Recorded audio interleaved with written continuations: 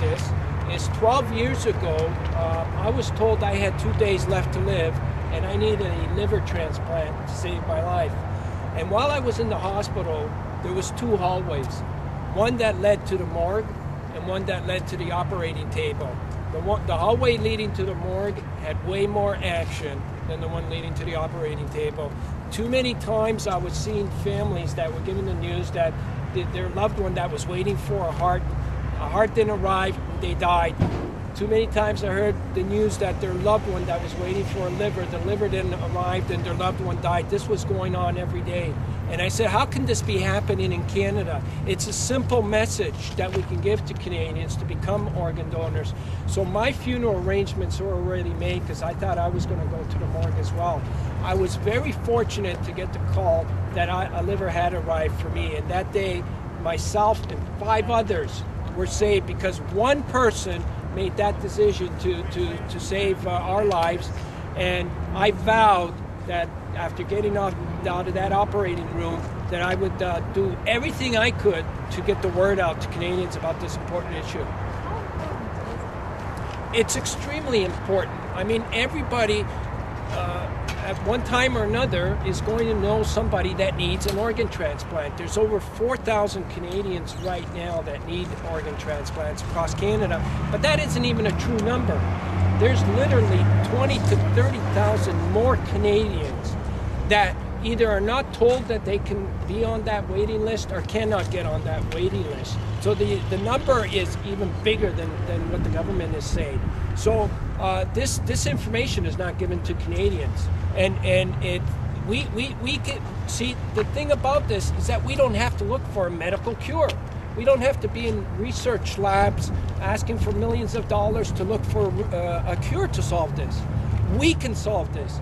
We have to just effectively get this message out to every Canadian. And we know Canadians are going to stand up to the occasion. And we can solve this. We can save every single person that's on that waiting list.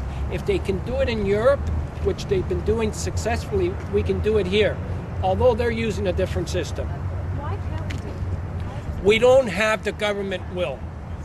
Governments still won't take those bold steps. They're not making this issue a priority, and we need them to make it a priority. Anytime they're saying that they're focusing on this, the day that they're saying that they're focusing on this, tomorrow they're forgetting about it. You're not seeing any real action. If they really wanted to solve this, they would seriously start looking at the systems that are being used in Europe, where in Spain, for example, they had a 96% success rate. 96% of the people on the waiting list had received organs. They used that bold system called opt-out, where everybody's already registered and you had the option to opt out. Because basically that's what the problem is here. It's an administrative problem. And it would be that simple to fix it. So now the question is, how badly does our government want to solve this? You know, the answers are all here. And now they have to take the steps. And unless they feel pressure from the government, from the media, they're not going to do anything. You're trying hard to get different levels of government involved. You've been a little unsuccessful. Well, I wouldn't say successful, because look at Martin Luther King. He's been at his campaign for years. I mean, you know, and even when he died, it didn't seem like it was going anywhere. And now you look in the last 4 or 5 days, all the success that he had during those 12 years that he thought were trials and tribulations. So for the past 12 years, I've been knocking on every premier's door, every health minister's door. I've been in every health agency meeting, debates, and all this stuff. And you know, they're going to be forced to look at this and solve this eventually. I don't know when the time is. It's just a matter of when. But I think if we can get more people, more pressure, more media, we can solve this. And it's all about saving lives. That's why we're doing this, you know. You're here in Manitoba, really conscious of almost losing your home for a lot of money. Tell us a little bit about yourself. Well, you know, when we do these campaigns, this is our 6th campaign.